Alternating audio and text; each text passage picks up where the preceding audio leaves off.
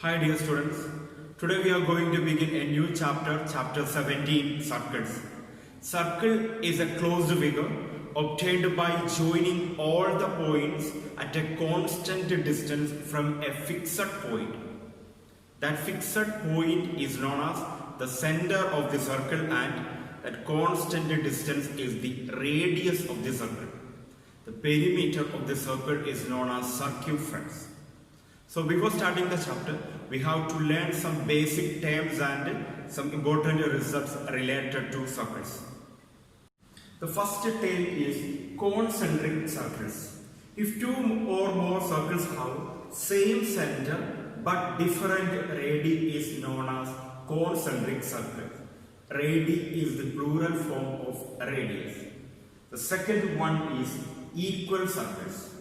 If two or more circles have same radii is known as equal circles. Third one, circumscribed circle. If a circle is passes through all the vertices of a polygon, then that circle is known as circumscribed circle. Fourth one, inscribed circle. If a circle touches all the edges of a polygon, then that type of circles are known as inscribed circle. The fifth term is chord. Chord is the line joining any 2 points on the circumference of a circle. Then sixth one is diameter. If a chord passes through the center of a circle, it is called diameter. Next one is a result. A straight line drawn from the center of a circle to bisect a chord, which is not a diameter, is at right angles to the chord. For the explanation of this result, look at the figure. Here you can see a circle with the center O. AB is a chord, and the line drawn from the center to chord is OM. OM bisects the chord AB. That means AM equal to MB. Then the angle OMA equal to angle OMB equal to 90 degree. This is the explanation of this result. That means the line drawn OM bisect the chord AB, then angle OMA and angle OMB is 90 degree. Next result. The perpendicular to a chord from the center of the circle bisect the chord. For the explanation, look at the figure. Here you can see a circle with the center O. AB is a chord and OM is the perpendicular to the chord. Then OM bisect the chord AB. That means AM equal to MB. If OM is perpendicular to a chord, then that perpendicular bisect the chord. This is the explanation of this result. Next result. Equal chords of a circle are equidistant from the center. For the explanation, here you can see a circle with the center O. AB and CD are 2 chords, and the length of AB and length of CD are equal. Then the distance from center O to AB is OM, and the distance from center to chord CD is OM. If the length of AB and the length of CD are equal, the distance OM and ON are equal. This is the explanation of the 9th result. Next one. Chords of a circle equidistant from the center of a circle are equal. For the explanation, here you can see a circle with the center O. AB and CD are 2 chords.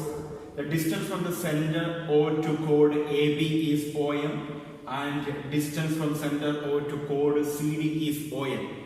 If the distance are equal, that is, if OM equal to ON, the length of the chords are equal, that is AB equal to CD. If 2 chords are equidistant from the center, then the length of the chords are equal. We have some more definition, in which the first one is arc. Arc is a part of a circumference of a circle. In this figure, you can see many arcs. AP is an arc, PB is another arc, BQ is an arc, QA is an arc, APB is an arc, BQA or AQB is an arc. Then the next one is minor arc. An arc which is less than the semicircle is called minor arc, in which the arc AQB is less than the semicircle. So arc AQB is an example of a minor arc. Then the major arc is the arc which is greater than the semicircle. Here arc APB is greater than the semicircle. So APB is an example of a major arc. And the next definition is segment. Segment is the part of a circle which is bounded by an arc and a chord. Here you can see arc APB and AB, chord AB. Then this segment is the major segment. And segment which contains the major arc is known as major segment. Then AQB is a minor segment which contains the chord AB and arc AQB, which is this segment AQB contains the minor arc. So this is minor segment. So APB is an example of a major segment and AQB is an example of a minor segment. Segment is a part of a circle which is bounded by an arc and a chord.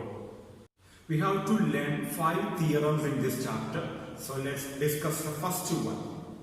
An angle which an arc subtends at the center is double that which it subtends at any point on the remaining part of the circumference.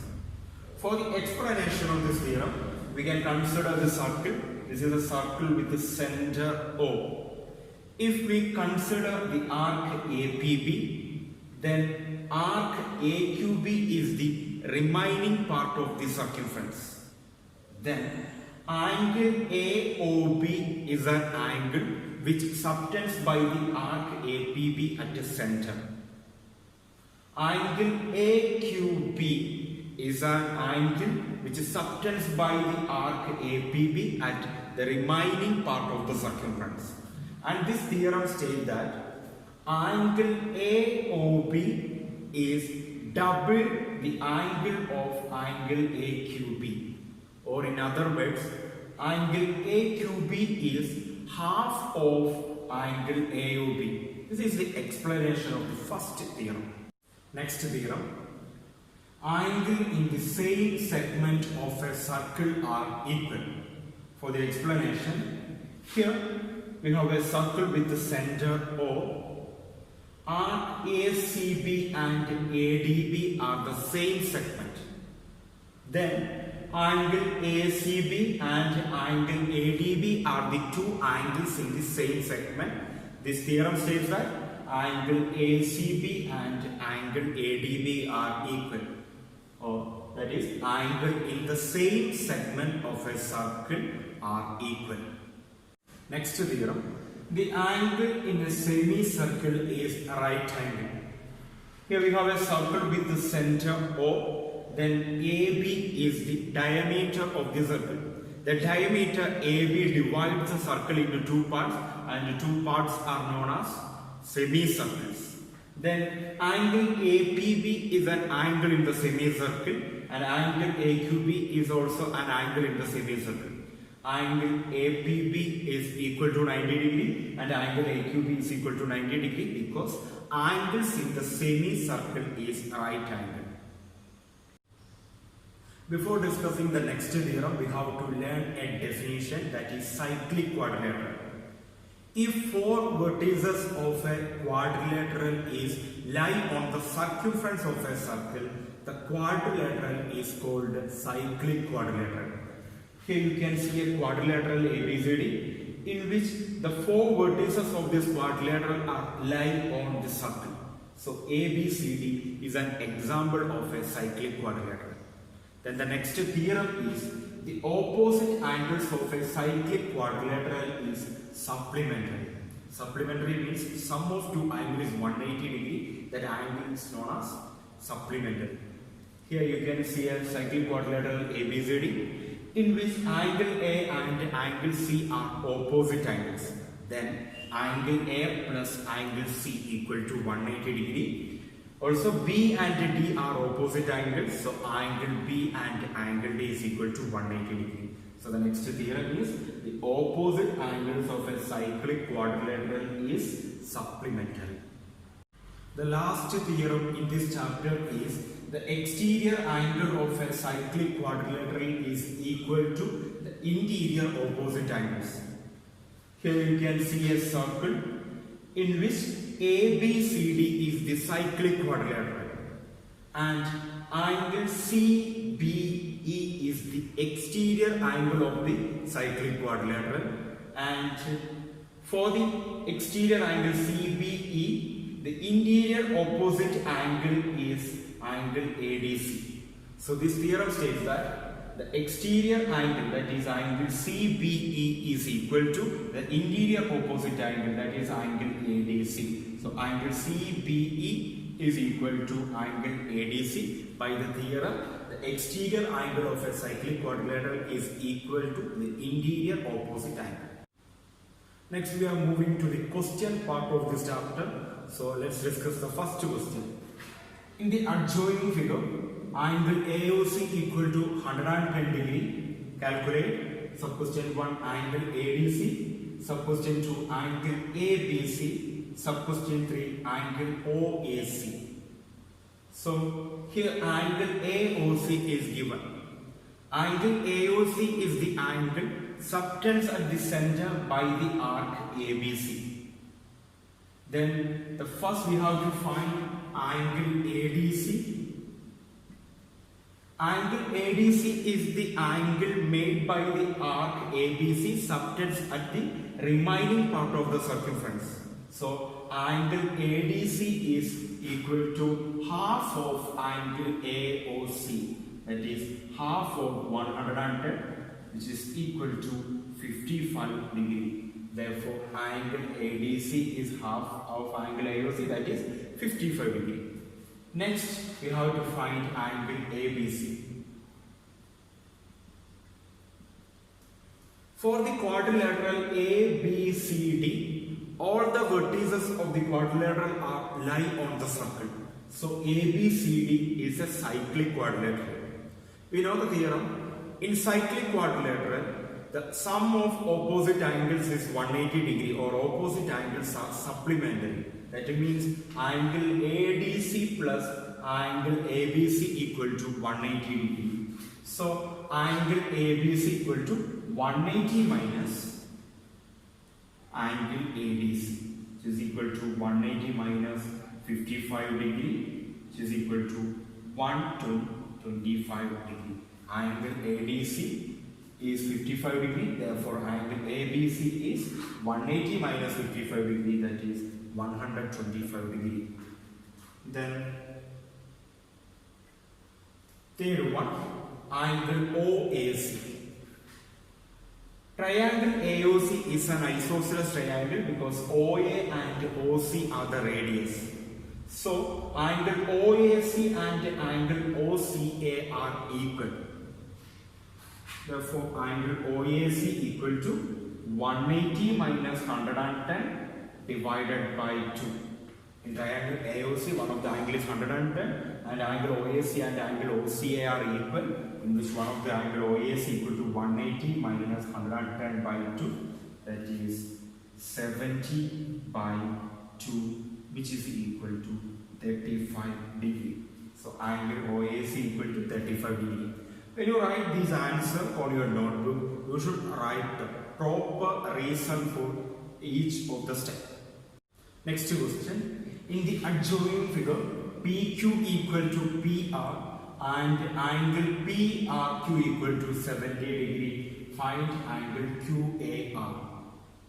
And this is a given figure in which angle PRQ equal to 70 degree and PQ equal to PR. So triangle PQR is an isosceles triangle in which angle PRQ is equal to 70 degree, therefore angle PQR is 70 degree. So angle PQR is equal to 70 degree. The reason for this step is PQR is an isosceles triangle. Then angle QPR. is equal to 180 minus 70 plus 70, which is equal to 180 minus 140, which is equal to 40 degree. The reason for the step is the sum of the angles of a triangle is 180 degree. So now we get angle QPR. QAR and QPR are same segment. So we know the theorem, angles on same segment are equal. Here QAR and QPR are same segment, in which we know the angle QPR. So angle QPR is equal to angle QAP. Sorry, angle QAR. Angle QPR is equal to angle QAR. Angle QAR is equal to angle QPR. The reason for it is the angles on the same segments are equal. We know that angle QPR is equal to 40 degree. Therefore, angle QAR is equal to 40 degree. When you write this answer on your notebook, you should write the proper reason. When you write the examination, the answer without a proper reason will not get the full mark. So you should write the proper reason for every steps. So angle QAR is equal to 40 degree. Next question. The figure shows a circle through the points A, B, C and D. If angle BAC equal to 67 degree, find angle DBC plus angle DCB. This is a given figure in which angle BAC equal to 67 degree. For the minor arc BC, BAC and BDC are same segment. As we know, the angles in the same segments are equal. Angle BDC equal to angle BAC. So we can write angle BDC equal to angle BAC. The reason behind this step is angles on the same segments are equal. We know that angle BAC equal to 67 degree. Therefore, angle BDC is 67 degree. For the triangle BDC, angle BDC plus angle DBC plus angle DCB equal to 180 degree, because the sum of the angles of a triangle is 180 degree. So we can write angle BDC plus angle DBC plus angle DCB equal to 180 degree. The reason sum of the angles of a triangle is 180 degree, in which angle BDC equal to 67 degree. So 67 degree plus angle DBC plus angle DCB equal to 180 degree. Therefore, angle DBC plus angle DCB is equal to 180 minus 67 degree, which is equal to 113 degree. Therefore, the angle DBC plus angle DCB equal to 113 degree. Next question. In the given figure, BC is parallel to DE and O is the center of the circle. Angle CDE equal to x degree. Find in terms of x degree the value of angle BAC. This is a given figure. When you write the answer, you should draw one more time this figure. So, in which DE is parallel to BC. It's given that angle EDC is x degree. Angle EDC and angle DCB are alternate angles. Angle DCB is also x degree. So, angle DCB is equal to angle CDE. The reason for it is the alternate angles are equal, so which is equal to x degree. So, we get x degree. Angle DCB is equal to x degree. Next, join OB and OC by dotted lines. We join OB and OC. When we consider the minor arc DB, angle DOB is the angle subtended by the minor arc DB at the center, and angle DCB is the angle that's subtended by the same minor arc at the remaining part of the remaining circumference. So we know that the central angle is double that of the angle at the remaining part. The angle at the remaining circumference is x degree. Therefore, angle DOB is equal to double of angle DCB. Here, angle DCB is equal to x degree. Therefore, angle DOB equal to 2x degree. So we can write angle DOB is equal to 2 into angle DCB. The reason for it, the angle subtended at the center is double of the angle subtended by the remaining circumference by the same arc. So angle DCB is equal to x degree. Therefore, 2 angle DCB is equal to 2x degree. Next, consider the minor arc EC. Angle EOC is the angle made by the minor arc EC subtended at the center. So EOC is an angle made by the minor arc EC at the center. And EDC is the angle made by the same minor arc at the remaining circumference. So angle EOC is double of angle EDC. So we can write angle EOC is equal to twice of angle EDC. We know that angle EDC is x degree, therefore angle EOC is twice of x degree, that is 2x degree. Then sum of angle DOB, BOC and COE is 180 degree because angles are on a straight line. So we can write angle DOB plus angle BOC plus angle COE is equal to 180 degree, in which angle DOB is 2x degree, angle BOC is not given, angle COE or angle EOC is again 2x degree, which is equal to 180 degree. Then angle BOC is equal to 180 minus 2x plus 2x, that is 4x. So we get angle BOC, angle BOC equal to 180 minus 4x degree. Angle BOC is the angle made by the minor arc BC at the center. Angle BAC is the angle made by the same minor arc at the remaining part of the circumference. So angle BAC is half of angle BOC. So we get angle BAC is equal to half of angle BOC. We know angle BOC equal to 180 minus 4x divided by 2. 180 minus 4x is 180 minus 4x by 2 is 90 minus 2x. Therefore, angle BAC, we have to find angle BAC. Angle BAC equal to 90 minus 2x.